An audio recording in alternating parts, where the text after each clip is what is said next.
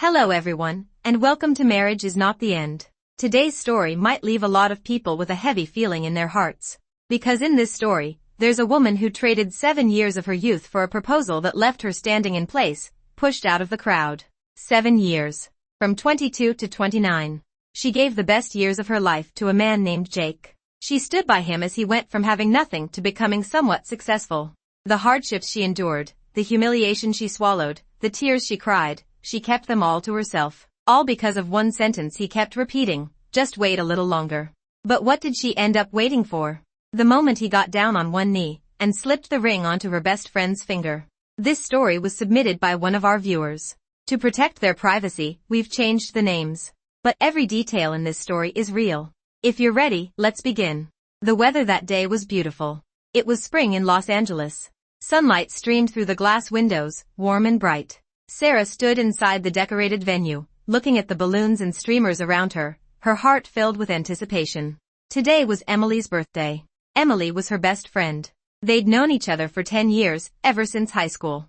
Together they had left their small town in Ohio and come to Los Angeles to chase their dreams. They rented an apartment together, searched for jobs together, and got through those difficult early years side by side. Sarah had started planning this birthday party a week in advance, booking the venue, ordering the cake, inviting friends. She handled everything herself. She didn't feel tired at all. If anything, she was happy. Emily was her best friend, and she wanted to make this birthday special. She had even asked Jake if he wanted to come. Jake was her boyfriend. They had been together for 7 years, ever since college. Jake said he might not make it because of work. Sarah felt a little disappointed, but she didn't say much. She knew his company had been busy with a major project lately. It made sense that he couldn't leave. Then at least help me wish Emily a happy birthday, she said.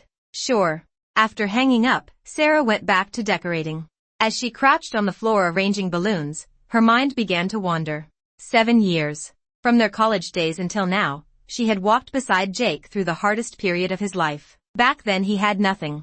The apartment they rented was in a rough neighborhood, with a garbage station right outside the window. Summers were unbearably hot, winters were freezing. The two of them lived on instant noodles, sometimes splitting one pack in half and stretching it across 2 meals. Back then Jake had said, Sarah, when I make it someday, I'll give you the best of everything. She believed him. Later, when he started his business, she handed over her salary card to him. Every month when her paycheck came in, he withdrew the money. She never asked what he used it for, because she trusted him.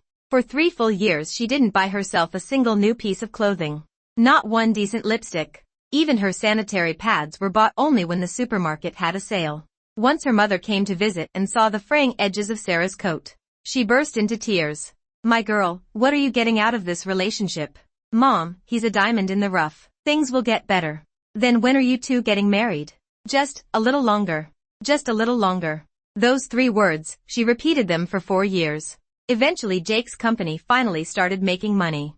There was funding, expansion, a new office building, a new car, designer clothes. Sarah thought, now it must finally be my turn, right? But he said, Sarah, this is a critical stage for the company.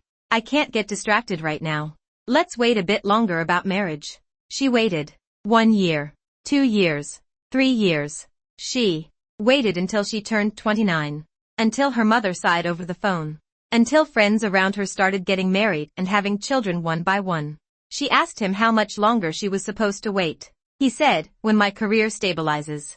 What does stable even mean? She asked. He frowned slightly. Sarah, why are you asking so many questions all of a sudden? You weren't like this before. She said nothing after that. Last summer, he even promised in front of her mother, Auntie, next year for sure. We'll get married next year. Now that year had arrived. And today was Emily's birthday. As Sarah arranged the balloons, a quiet thought crept into her mind. Could Jake be planning to surprise me today? After all, it had been 7 years.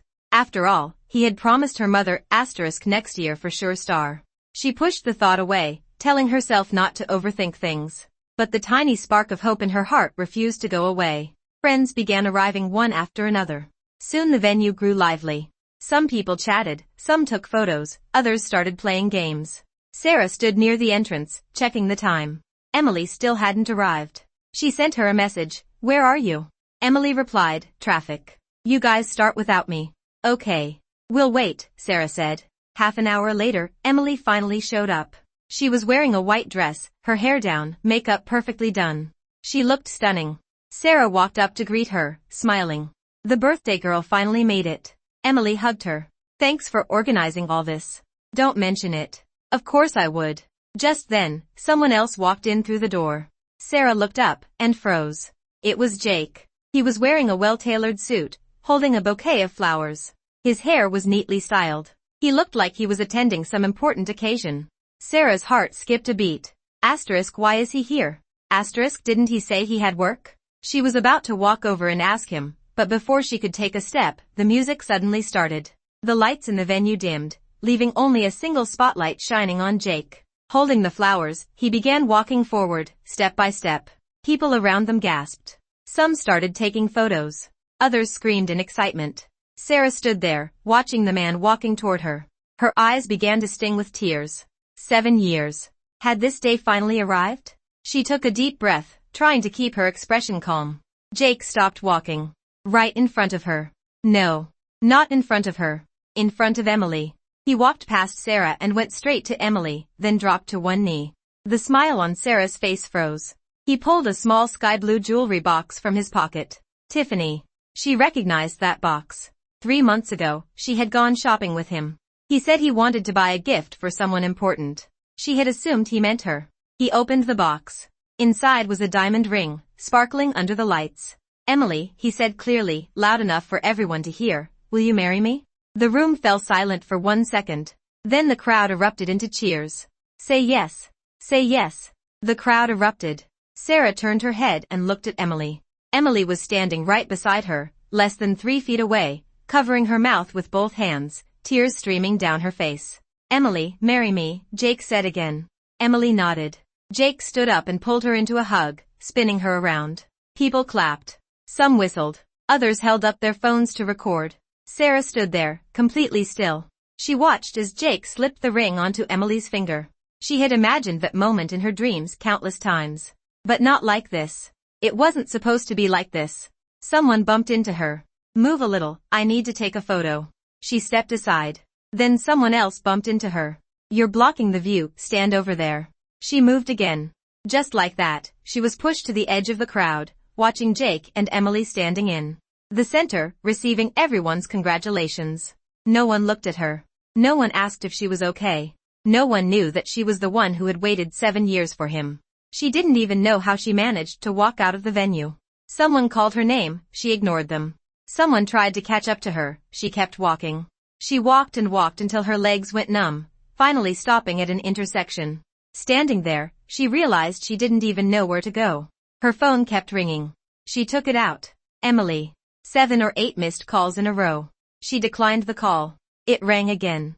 This time it was Jake. She stared at the name on the screen, the name that had been saved in her phone for 7 years, and her finger wouldn't move. In the end, she declined it too. The phone buzzed again. A text message. Emily, Sarah, where did you go? Please let me explain. Jake, Sarah, where are you? Don't run off. Let's talk. She slipped the phone back into her pocket and didn't reply. She didn't want to listen. She didn't want to talk. She didn't want explanations. 7 years, what was left to explain? That night, she went back alone to the apartment she shared with Jake. All of Jake's things were still there. His toothbrush, his towel, his slippers, his clothes. On the desk was a framed photo of the two of them, smiling so happily. She sat on the bed, looking around the place they had lived in for 3 years. Suddenly it felt unfamiliar. She started calculating how much money she had given Jake over the years. The year they graduated from college, she gave him the $8,000 she had saved from her internship, saying it was her investment in his company. During the first 3 years of his startup, he held her salary card. Every month her paycheck, over $3,000, went straight to him. Over 3 years, that added up to more than $100,000. How much had she spent on herself? Not much. She tried not to spend money. She ate at the company cafeteria, bought discounted clothes at Target, and saved wherever she could on cosmetics. Any money her mother gave her, she kept aside. The rest? She gave to him. She estimated a rough total, $130,000. $130,000. And what did she get in return? A man kneeling on the ground, placing a ring on someone else's finger. From beginning to end, he hadn't even looked at her. She lay on the bed with her eyes open and didn't sleep all night. At dawn, someone knocked on the door. She didn't move. The knocking continued for a long time. Then she heard a key turning in the lock. Jake walked in. Of course he had a key, they lived together. Sarah. He stood in the doorway, looking at her. She lay on the bed, looking back at him. We need to talk, he said. She didn't respond. He walked over and sat down beside the bed. Sarah, listen to my explanation. Still silence. Emily and I, he paused. We got together last year. Last year. Their 6th year together. I wanted to tell you, but I never found the right time, he said calmly, as if he were discussing something ordinary. And I didn't want to hurt you. You've been with me for so many years. I'm grateful. Grateful. But feelings can't be forced. Emily and I, we truly love each other. Truly love each other. Sarah finally moved. She sat up in bed and looked straight into his eyes. Jake, she said, her voice calmer than she expected. So what you're saying is, you and my best friend got together during the 6th year of our relationship. Then you hid it from me for a year. And finally, on her birthday, you proposed to her right in front of me. Is that correct? He didn't answer. I'm asking you, is that correct? He nodded. Okay, she said. Then leave. Sarah, leave. Just hear me out, I don't want to hear it, she interrupted. Jake, I don't want to hear any of your explanations. Leave. He looked at her for a moment, then stood up. Calm down. I'll come back later. He left. The moment the door closed, she finally burst into tears. Sarah took 3 days off from work. At the office she said she wasn't feeling well. She didn't tell her mother. If her mom knew, she'd be heartbroken. For 3 days she stayed alone in the apartment. She barely ate. Barely slept. Her phone stayed off. On the 3rd night, hunger finally forced her out. She went downstairs to the convenience store and bought a cup of instant noodles. On the way back, she ran into the landlady in the hallway, a friendly Mexican woman who usually liked to chat whenever they met. The landlady looked at her and froze for a moment. Sarah, are you okay? You look terrible. Sarah said she was fine, just hadn't been sleeping well. The landlady studied her face, hesitating. What's wrong? Sarah asked. The landlady paused, then said, it's nothing, just that a girl came looking for you a couple days ago. A girl? Yeah. Very pretty. Long hair. She said her name was Emily. Emily. She came twice. You weren't home. She asked me to pass along a message. What message? She said not to avoid her. That whatever it is, you should talk face to face. Sarah smiled faintly. Okay. I understand. Thank you. She went upstairs, entered the apartment, and placed the instant noodles on the table. Then she turned on her phone. The moment it powered on, messages flooded in like a wave. Text messages, 47. Missed calls, 58. She scrolled through them. Most were from Emily, more than 30 messages. Jake had sent over 20. There were also messages from mutual friends asking what happened, where she was, and whether she was okay. She read them one by one. Emily's messages, Sarah, where are you? Please listen to my explanation. Sarah, please reply. Sarah, I know you hate me, but this isn't what you think. Sarah, you can't just avoid me like this. We've known each other for 10 years. Can't you at least give me a chance to explain? Sarah, what do you want from me? I already apologized. What more do you want? The last message was sent that morning. Fine. Think whatever you want. Jake and I truly love each other. Whether you accept it or not is your problem. Sarah stared at that message for a long time. 10 years. She and Emily had known each other for 10 years. They had been high school classmates, college roommates, and after graduation they had moved from Ohio to Los Angeles together. They were best friends who told each other everything. When she fought with Jake, she told Emily. When she made up with Jake, she told Emily. When Jake's startup hit a rough patch and she worried about him, she told Emily. When Jake postponed the wedding again and she felt hurt, she told Emily. Emily always comforted her. Sarah, just wait a little longer. Jake is a good man. He's just very career-driven. Once things settle down, it'll be fine. Sarah, don't overthink it. Jake loves you so much, he'd never betray you. Sarah, you're so lucky to have such a motivated boyfriend. She sounded so sincere. So supportive. And Sarah believed her. Every word of it. Jake's messages read, Sarah, don't be angry. Let's talk this through. Sarah, where are you? I'll come find you. Sarah, I know I've wronged you, but feelings really aren't something you can control. Sarah, you can't just ignore me like this. We were together for 7 years. even if you hate me, at least let me explain. Sarah, what exactly do you want from me? I've already apologized. The last message was sent yesterday, fine. If you don't want to talk to me, I can't force you. But I want you to know that Emily and I are going to Las Vegas next month to get our marriage license. The wedding is planned for the end of the year. If you want to come, you're welcome. She stared at that message for a long time. Next month, they get married. The wedding. By the end of the year. So fast. So rushed. Suddenly she remembered something. She opened Emily's Instagram. Emily's main account was private, so Sarah couldn't see it. But she remembered Emily mentioning a secondary account once. She searched for it. And found it. She tapped into the profile. 3 months ago, Emily had posted a photo of a gift box with the caption, "thank you for my special surprise." The box looked very familiar. It was the packaging from the bracelet Jake had given Sarah on her birthday last year. He had told her it was a limited edition, something he'd asked someone overseas to buy because it was hard to find.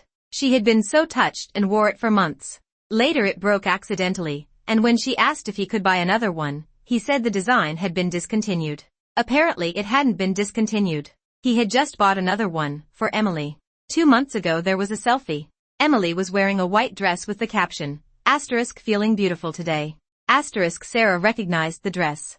She had bought it for Jake last year. They were shopping together, and he said it looked nice, he wanted to buy it for his mother. Sarah had paid for it. Over $300. His mother had never worn that dress. But Emily had. 1 month ago there was a photo of a restaurant table. Caption, "the best steak, with the best person." Sarah had been to that restaurant. Jake had told her it was his favorite place and that he only took the most important people there. The first time he brought her was on their 1-year anniversary. After that, he never took her again. Apparently he had been taking Emily instead. She kept scrolling. With every post, her heart grew colder. All the things she thought belonged to the two of them, he had given them to her. All the memories she thought were uniquely hers, Emily had them too. He used her money while dating someone else. He made her wait while planning a future with someone else. 7 years. What she had waited for turned out to be a joke. Her instant noodles had gone cold. She wasn't hungry anymore. Her phone buzzed, an Instagram message. "Emily, Sarah, I saw that you visited my second account. Do you want to say something?" Sarah froze. She had used her own account to look and forgot to switch to an alternate one. Emily had recognized her. She didn't reply. Another message came. "Emily, Sarah, I know you're upset. But I think some things should really be talked about face to face. Are you free to meet?" Sarah stared at the message, her finger hovering above the screen. Should she meet her? What would it change? What could she possibly say? What could she do? Nothing. She deleted the words she had started typing and tossed the phone aside. No meeting. There was nothing worth meeting about. On the 4th day, she went back to work. Her coworkers looked at her a little strangely. Some asked if something had happened. She said no, she just hadn't been feeling well. Someone leaned over and quietly asked, "I heard your boyfriend." She cut them off. "Ex-boyfriend." The person froze and said nothing more. At lunch she sat alone in the corner. A coworker walked over with a tray and sat across from her.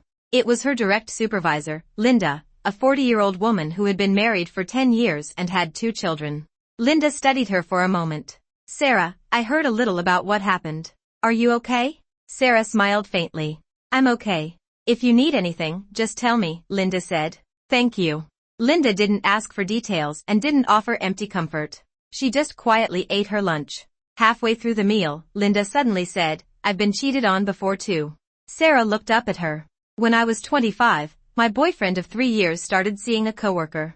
At the time I felt like the sky had fallen. I cried for a whole month." Sarah didn't know what to say. Linda continued, "Later I realized something. People who betray you don't deserve a single tear. What you should do is live your life well, so they regret it." Linda looked straight into her eyes. "Sarah, remember this, you deserve better." That evening Sarah went home and started packing Jake's belongings. His toothbrush, towels, slippers, clothes, and various small things. Everything went into a cardboard box by the door. Then she sent him a text, "I've packed your things. Come get them tomorrow. Return the key too." He replied instantly, "Sarah, can we talk?" She didn't respond. Another message came, "Sarah, you're really just breaking up with me like this? 7 years together, you're cutting it off just like that?" She looked at the message and suddenly felt like laughing. 7 years together. You can cheat just like that, but I can't end it just like that. She didn't reply. He sent a long message saying he was sorry, but feelings couldn't be forced. He and Emily were truly in love. He hoped she could understand, and maybe they could still be friends someday. Friends. After 7 years as a couple, he wanted to be friends. She typed 3 words, no need. Then she blocked him. On the 3rd day, Jake came to pick up his things. She didn't see him. She asked the landlady to bring the box downstairs and give him the key. The landlady asked, "You two broke up?" "Yes." The landlady sighed. "Probably for the best. That guy always looked a little shady to me." Sarah smiled faintly but said nothing. That night her mother called. "Sarah, did something happen to Jake?" She froze. "How did you know?" "His mother called me. Said you two broke up and asked if I forced you to do it." Jake's mother. The woman Sarah had waited on for 3 years. Every Thanksgiving and Christmas Sarah went to Jake's house to help cook, wash dishes, and clean. His mother had never looked at her kindly, always criticizing something about her. Sarah endured it for 3 years, simply because she was Jake's mother. And now she was calling Sarah's mom asking if she had pressured them to break up. "Mom, what did you say?" "I told her, if they broke up, they broke up. My daughter isn't someone nobody wants." Sarah's nose stung, and tears nearly fell. "Mom, that's enough. Don't cry." Her mother's voice wavered slightly. "Tell me the truth, what happened?" Sarah took a deep breath and told her everything. 7 years of waiting. And then betrayal. Her boyfriend and her best friend had gotten together, and he proposed to her right in front of Sarah. Her mother was silent for a long time. Then she said something Sarah would remember forever. "Sarah, cry if you need to. But once you're done crying, don't think about those bastards ever again." Sarah laughed softly as tears rolled down her cheeks. "Mom, I'm not crying." "Good. Just remember, my daughter isn't lacking anything. If he doesn't want you, that's his loss. Okay. Focus on your work. Live your life well. Mom will be waiting for you to come home." "Okay." After she hung up, she cried for a long time. Not because of Jake, but because of her mother. On Saturday, she stayed home cleaning the apartment. She had lived there for 3 years, and Jake's presence was everywhere. Their photos hung on the walls. Gifts he had given her were tucked away in the cabinets. In the drawer were the love letters he had written. She pulled everything out and looked through them one by one. In the photos, they looked so happy. On the gift boxes were little notes in his handwriting. Asterisk for my beloved Sarah. Asterisk in the letters, he said he would love her forever. That he would never leave her. Forever. She tore up the photos, threw away the gifts, and burned the love letters. The flames danced inside the trash can, slowly swallowing the paper bit by bit. She crouched beside it, watching the firelight without shedding a single tear. Just then, her phone rang. An unknown number. She answered. "Sarah." It was Emily's voice. Sarah was silent for a moment, then said, "What is it? Why did you block me? I haven't been able to reach you. What do you want?" Emily paused. "I want to talk to you in person." "About what?" "About me and Jake." "What is there to talk about?" "You're together, you're getting married. Congratulations." "Sarah, don't be like this. I know you're upset, but I want to explain." "No need," she cut in. "Emily, listen carefully. I don't want to hear your explanation, and I don't want your apology either. Whatever is going on between you and Jake has nothing to do with me anymore. Do whatever you want, just don't come looking for me. Sarah, and don't call me from random numbers again. The second I know it's you, I'll hang up." She ended the call and blocked that number too. The flames finished off the last sheet of paper and died out. She stood up, emptied the ashes from the trash can, and then picked up her phone and posted a status on Facebook. 7 years, finally over. Thank you for not marrying me. No photo. Just that one sentence. Then she set her account to private. On Monday at work, Linda called her into the office. Sarah thought it was about work. Instead, Linda said, "Sarah, I want to talk to you about something." "What is it?" "Next month the company has a project in New York, and we need to send someone there for 6 months. Would you be willing to go?" New York. More than 2,000 miles from Los Angeles. "What are the terms?" "Double the travel stipend, plus a separate project bonus. If you do well, you'll come back with a promotion." She thought about it for a moment, then said, "Okay." Linda looked at her. "You don't want to think about it?" "No." Linda nodded. "All right. I'll tell HR. Go ahead and get ready. You leave next week." Sarah said okay. As she reached the door, Linda called after her. "Sarah." She turned around. Linda said, "Walk away. Don't look back." Sarah froze for a second, then smiled. Okay. Before leaving, she settled the accounts. That night she sat in front of her computer, opened her bank statements, and went through them line by line. From graduation until now. 7 years. The first year, she had given Jake the $8,000 she saved from her internship, calling it an investment in his company. He had promised to pay her back double once he made money. She never asked for it back. The second, third, and fourth years, he had her salary card. Every month, once the paycheck hit, he withdrew the money himself. She checked the records. Over those 3 years, she had transferred him a total of a little over $112,000. The amount she had actually spent on herself in that time was less than $20,000. That didn't even include the gifts she bought him, the meals she paid for, or the things she bought for his mother. The 5th, 6th, and 7th years, he gave the salary card back, but every time he said he was short on money, she transferred him more. Sometimes thousands, sometimes hundreds. Over those 3 years, it added up to nearly another $20,000. She added everything up again. $137,362. That was how much money she had given Jake over 7 years. Not counting the time. Not counting her youth. Not counting the tears. Just the money. $137,000. In exchange for one sentence, feelings can't be forced. She stared at the number for a long time. Then she took a screenshot and saved it to her phone. Not because she planned to confront him about it, but because she wanted a permanent reminder of just how expensive that lesson had been. The next day, she went to see someone. Jake's mother. Not because Sarah asked to. Jake's mother had invited her over, saying she wanted to talk. At first Sarah didn't want to go. But after thinking it over, she went anyway. Some things deserved to be said face to face. Jake's family lived in an older neighborhood in Santa Monica. She had been there many times before. The door opened. It was his mother. A white woman in her 60s, with curled hair and the same condescending expression Sarah remembered well. "You're here? Come in." Sarah walked in. Jake's stepfather was sitting on the couch watching TV. He looked at her, nodded once, and said nothing. Jake's mother poured her a glass of water and sat across from her in an armchair. "Sarah, I asked you to come because I want to talk about you and Jake." Sarah said, "About what?" "I heard you two broke up." "Yes." "Why?" Sarah looked at her and said, "You should ask Jake." Jake's mother frowned. "I did. He said you were being unreasonable and refused to communicate." Sarah laughed. "Auntie, do you know about him and Emily?" Jake's mother paused. "Yes." "Then why are you asking me why we broke up?" "Sarah, listen to me," Jake's mother said, softening her tone a little. "Jake may have done some things wrong. But when it comes to feelings, it's hard to say who's right and who's wrong. You were together for 7 years.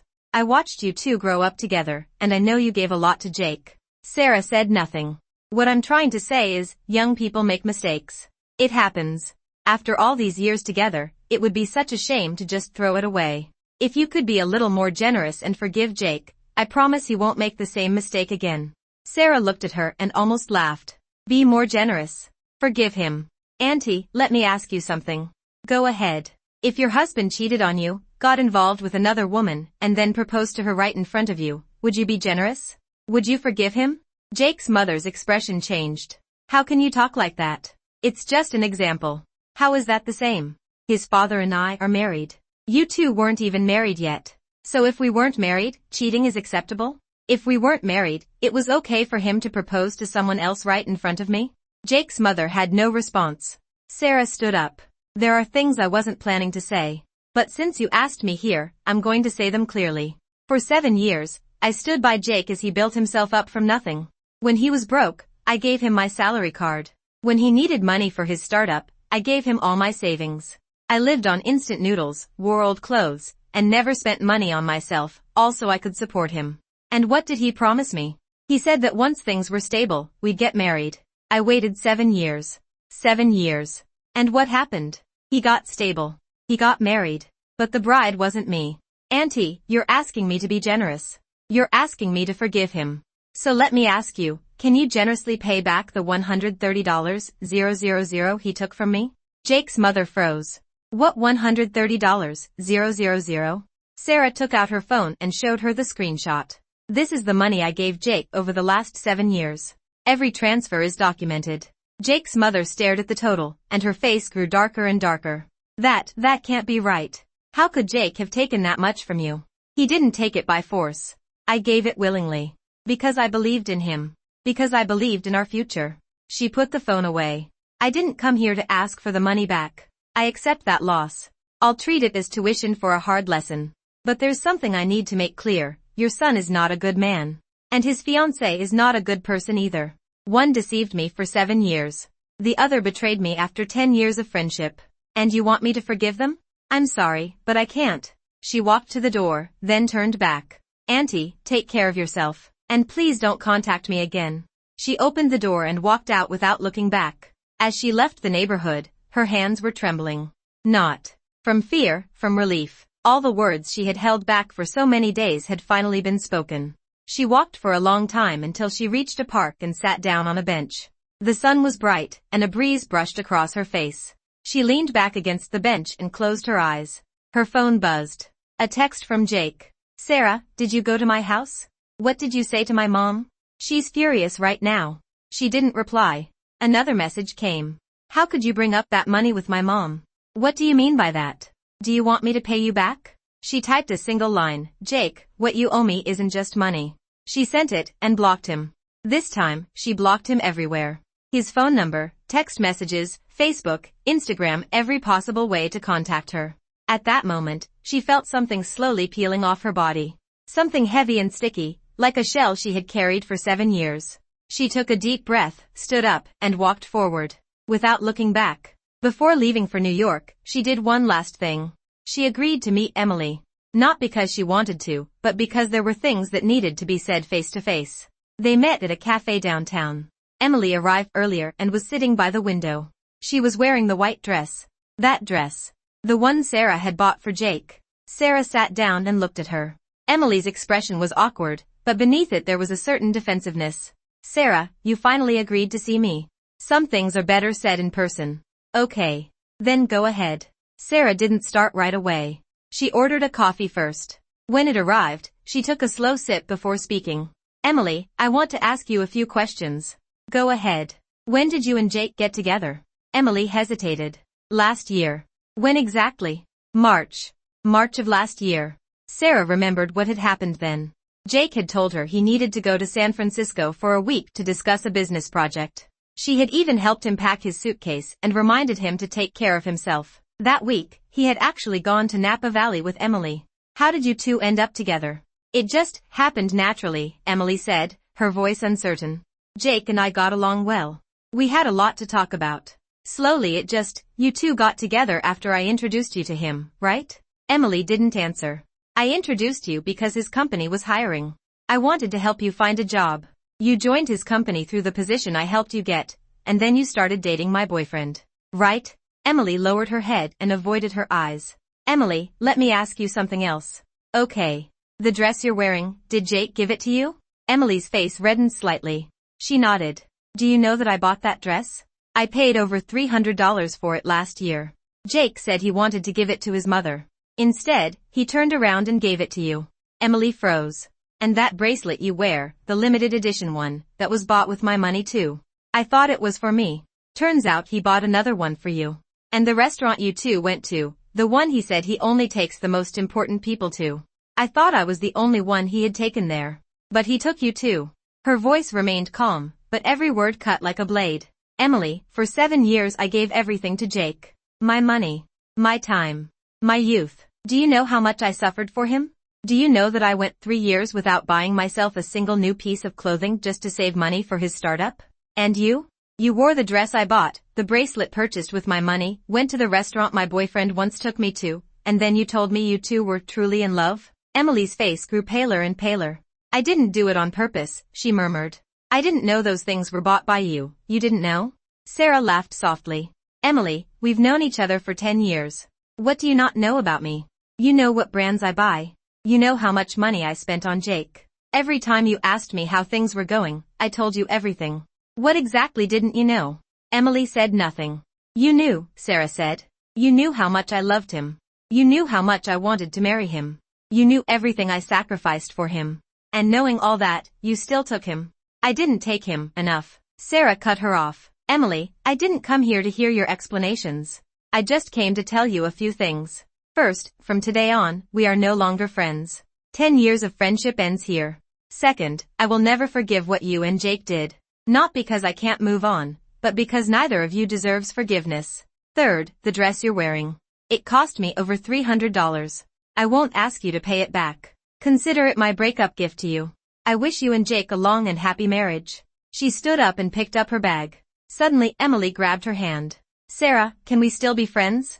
Sarah looked down at Emily's hand and slowly pried her fingers away, one by one. Emily, wake up. You stole my boyfriend, and you still want to be friends with me? Do you really think that's possible? She walked to the door, then turned back for one last look.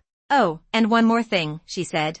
That dress makes you look fat. She pushed the door open and walked out without looking back. That night, she finished packing all her luggage. 2 suitcases and 1 backpack. 7 years of life reduced to that little. She stood by the window, looking out at the city she had lived in for 3 years. Tomorrow, she would leave. She would go somewhere new and start a new life. Her phone rang. It was her mother. Sarah, are you all packed? Yeah. Call me when you arrive in New York. I will. And stop thinking about those useless things. Look forward. Okay. Mom will be waiting for you to come home. Okay. After hanging up, she turned off the lights and lay in bed. Outside the window, the city lights glittered like scattered stars. She closed her eyes and took a deep breath. Goodbye, Jake. Goodbye, Emily. Goodbye to the years between 22 and 29. Tomorrow, she would be a new Sarah. New York moved much faster than Los Angeles. On her first day of work, she was already sent to meet a client. On the second day, she sat through meetings 6 hours straight. On the third day, she worked on proposals until 2 in the morning. She was so busy she barely had time to think about anything else. The project team had 8 people. She was the only one transferred from another office. Their leader was a man in his 40s named Davis, a very straightforward person.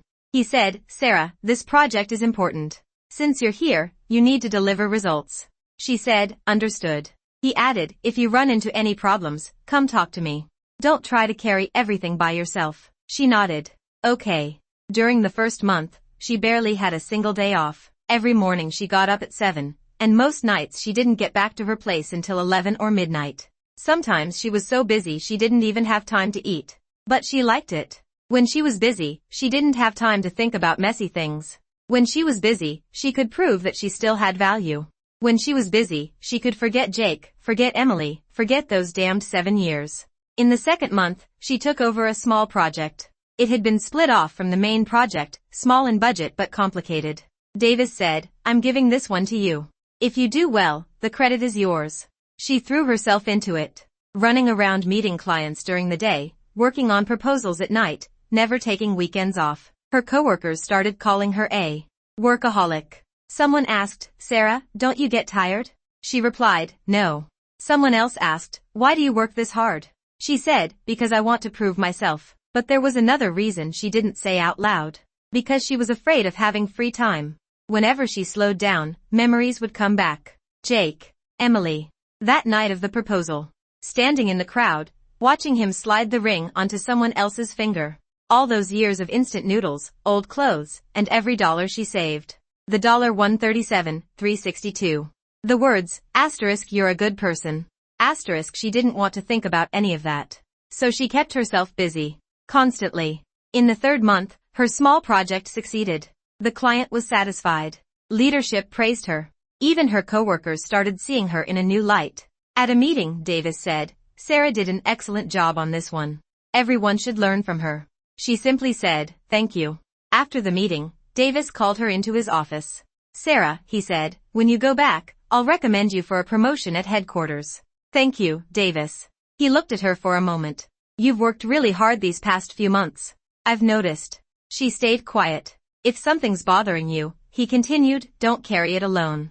She froze slightly. Davis smiled. Everyone goes through things when they're young. But life is long. You've got to learn to move forward. She lowered her head and nodded. I understand. That night, in her small rented apartment, she drank a bottle of red wine. Not much, just 1 bottle. And as she drank, tears started falling. Not because she was sad, but because she finally felt relief. 3 months. After 3 months, she could finally say it honestly, she was living better than before. She no longer had to watch anyone's mood. She no longer had to wait for anyone's promises. Everything depended on herself, and that felt good. In the 4th month, she received a text message from an unfamiliar number. Sarah, it's me. No name attached, but she recognized the tone immediately. Jake. She had blocked every way he could contact her, and he had actually used a new number. She didn't reply. She blocked that number too. The next day, she received an email from Jake. It was long.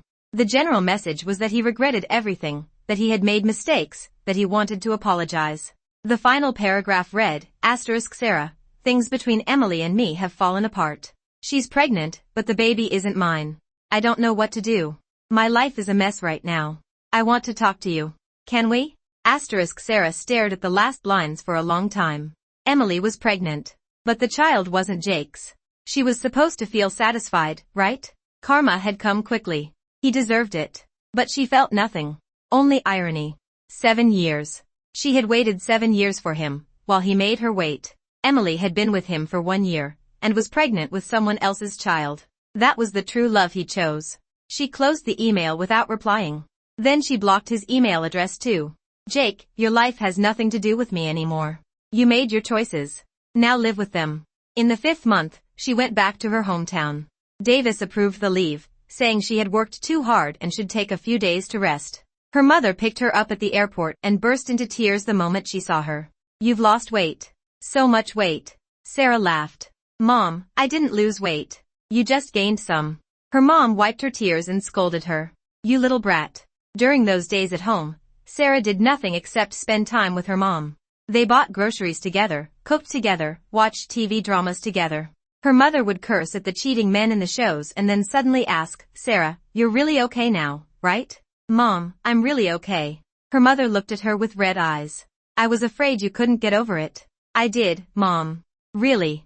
Her mother nodded and didn't say anything else. That evening, her father, who rarely left the garage, came out and ate dinner with them. Her father was a truck driver who spent most of the year on the road. He wasn't good with words. He just kept putting food on her plate. Halfway through the meal, he suddenly said, Kid, take good care of yourself out there. I will, Dad. He paused, then added, whatever happens, don't carry it alone. Your family will always have your back. Sarah lowered her head, her eyes stinging. Her father had never been the type to say warm things. But that one sentence would stay with her for the rest of her life. On the 3rd day back home, she went to meet someone. Her real best friend from high school. Megan. Not the kind of best friend Emily had turned out to be. A real one. They had known each other since freshman year of high school. They had always been close, but after graduation Megan stayed in their hometown while Sarah moved to Los Angeles, and they gradually talked less. Megan asked to meet at a restaurant in town. The moment Sarah arrived, Megan punched her lightly on the arm. Sarah. What the hell? Something this big happens and you don't even tell me? I didn't want you to worry. Megan glared at her. Not worry? Do you know how I found out? On Facebook. That bitch Emily posted her proposal photos, and someone screenshot them and sent them to our high school group chat. Sarah froze. What? Megan pulled out her phone and showed her the screenshot. It was Emily's Facebook. The photo from the proposal night. Emily and Jake standing together, smiling sweetly. The caption read, the happiest thing in life is marrying the right person. Sarah looked at the photo. Her heart was strangely calm. Can you see me in it? She asked. What? In the photo. Can you see me? Megan looked closer. There's someone in the background, is that you? Sarah took the phone and zoomed in. Sure enough, behind Jake, on the edge of the crowd, there was a blurry figure. Her. The girl who had stood frozen in place. Were you there that night? Megan asked softly. Yes. He proposed to her in front of you? Yes. Sarah, Megan grabbed her hand. You were treated so unfairly. Sarah smiled faintly. It's not that unfair. Thinking about it now, they actually deserve each other. Megan frowned. What do you mean? Sarah told her about Jake's email. Emily was pregnant. But the baby wasn't his. Megan stared at her for several seconds. Then suddenly burst out laughing and slammed the table. Ha ha ha. Karma. Serves them right. The universe has eyes. People in the restaurant turned to stare, but Megan didn't care. She laughed until tears came out. Sarah, you have no idea how worried I was about you. I thought you might not be able to move on. But now seeing what happened to them, I feel so satisfied. Sarah shook her head with a smile. Megan, I'm not that fragile. I know, Megan said, wiping her eyes. But I'm still happy for you. Let those two tear each other apart. You just live your life well, that's the best revenge. That night, they talked for a long time. They talked about high school, about college, and about everything that had happened in their lives over the years. Megan said she now ran a small coffee shop in their hometown, and business was doing pretty well. Her boyfriend was someone she had met through a blind date, a simple auto mechanic, but he treated her very well. Sarah, Megan said, I think when it comes to relationships, you don't need to force things too much. The right person will appear naturally. Sarah nodded. Yeah. Megan added, being single right now isn't a bad thing. Take care of yourself first. Don't rush. I know. When they parted that night, Megan hugged her. Sarah, keep going. You too. After returning to New York, Sarah became even busier. The project had entered a critical phase. Every day there were endless meetings and proposals to finish. But she liked the feeling. Being busy made her feel fulfilled. It made her feel like she was moving forward. Jake sent several more emails. She never replied to any of them. He said he wanted to see her and apologize in person. He said he and Emily had been fighting, that she had run off somewhere and he didn't know what to do. He said he regretted everything, regretted not choosing Sarah in the first place. When Sarah read those emails, she could only laugh. Jake, you regret it now? You don't regret not choosing me. You regret that no one is around to clean up your mess anymore. She deleted the emails and went back to work. In the 6th month, the project ended. They achieved all their goals. The client was extremely satisfied and gave the team glowing feedback. At the celebration dinner, Davis said, this project wouldn't have succeeded without Sarah's contribution. Everyone applauded. Sarah stood up, raised her glass, and said, thank you. It was a team effort. Davis added, Sarah, I've already recommended your promotion to headquarters. Linda has also submitted her report. Start preparing. Thank you, Davis. That night she drank quite a lot. Not to drown her sorrows. She was genuinely happy. Half a year. In just 6 months, she had gone from a woman betrayed by everyone she trusted to someone capable of leading a project on her own. She proved herself, without relying on anyone. Only on herself. After the celebration dinner, she walked alone through the streets of New York. The night air was cool and refreshing. She took out her phone and checked the time. 11 p.m. There was an unread message. It was from Linda. Sarah, I heard your project wrapped up. Congratulations. Dinner's on me when you're back. Sarah replied, deal. Then she added another line, thank you. Linda responded, thank me for what? You earned it. Sarah smiled and put her phone away. When she reached an intersection, she stopped and looked up at the sky. You couldn't see stars in New York, only city lights. It reminded her of half a year earlier, when she had stood at an intersection in Los Angeles and looked up at the sky. Back then she had just been betrayed. She didn't know where to go. But now she did. Just keep moving forward. Whatever lies ahead, if you keep walking, eventually you'll find your way out. She took a deep breath and stepped forward again. Tomorrow, she would return. Back to the city where everything had started. But she was no longer the same person she had been 6 months ago. On her first day back at the office, Linda took her out for dinner. They went to a Sichuan restaurant. Linda said their boiled fish dish was excellent. Halfway through the meal, Linda asked, Sarah, how are you doing these days? Sarah knew Linda wasn't asking about work. I'm doing well, she said. I've completely moved on. Linda nodded. Good. Then she added, you know, a lot has happened at the company while you were gone. What happened? Jake. Your ex-boyfriend. Sarah paused with her chopsticks. What about him? His company ran into trouble. I heard their cash flow collapsed. He's buried in debt now. Sarah blinked in surprise. Wasn't his company doing well? Linda shook her head. Not really. From what I heard, the whole company was basically hollow, kept alive by investor funding. Once the investors pulled out, everything collapsed. Sarah stayed silent. Linda continued, and that Emily, did you hear about her? I heard a little. That pregnancy situation turned into a huge mess. Apparently the baby wasn't Jake's, it belonged to her ex. Jake went to confront the guy and ended up getting beaten up. Linda chuckled. Sarah, what do you call that? Isn't that karma? Sarah lifted her glass and took a sip of water. It is karma, she said. But honestly, she didn't feel any satisfaction. Their lives had nothing to do with her anymore. Whether they were doing well or falling apart, it didn't matter. After returning to the company, Sarah officially received her promotion. From a regular employee to a project manager. Her salary increased, and so did her position. Coworkers started calling her the company's dark horse, someone who got promoted in just half a year. Sarah just laughed and said, I got lucky.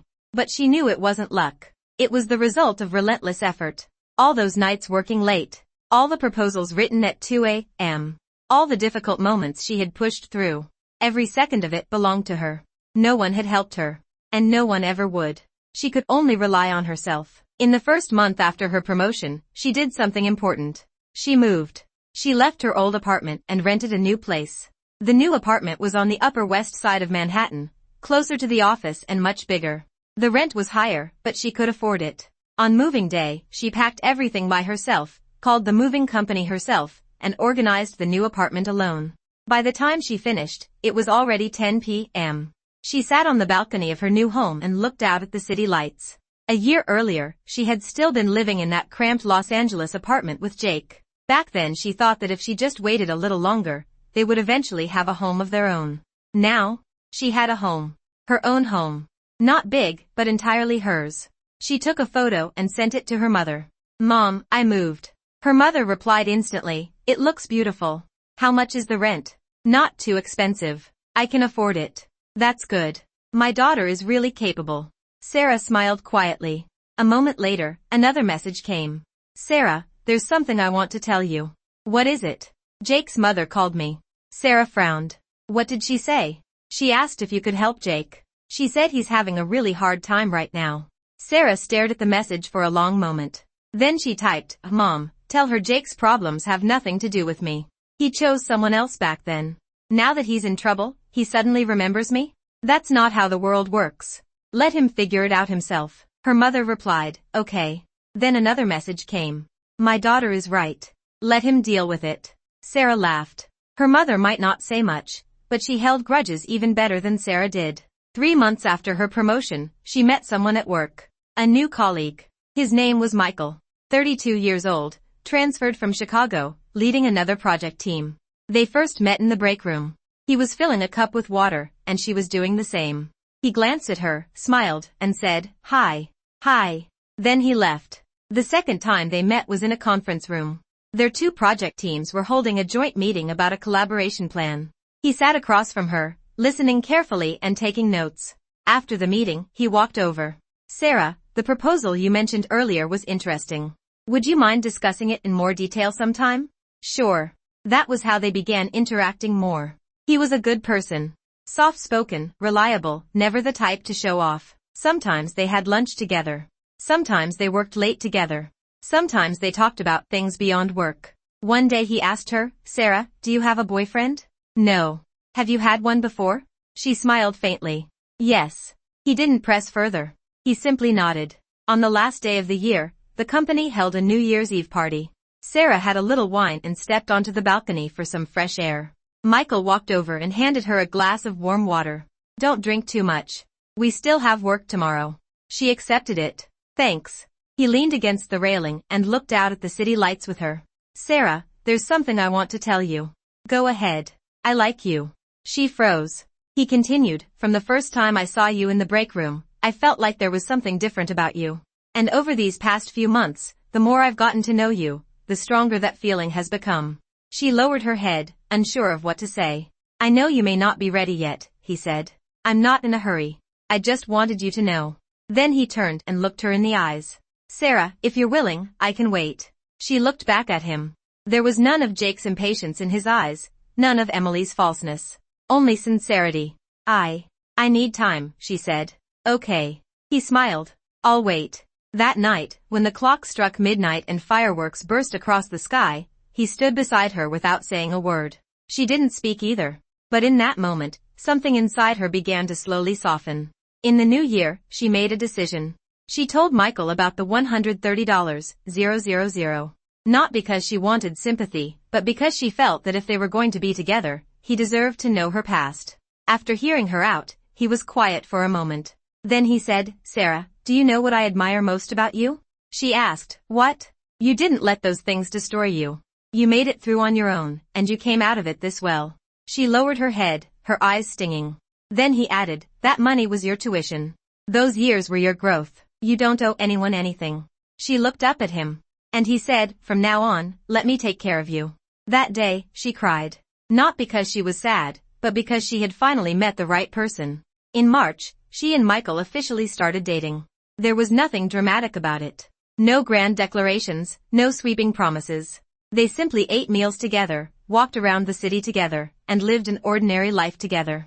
When she worked late, he brought her food. When she got sick, he took time off to go to the hospital with her. When she was upset, he would quietly sit and listen. He wasn't like Jake, always saying the right things. But every single thing he did made her feel safe. Once, she asked him, "Michael, why do you like me?" He said, "Because you're strong. Strong enough to make me want to protect you."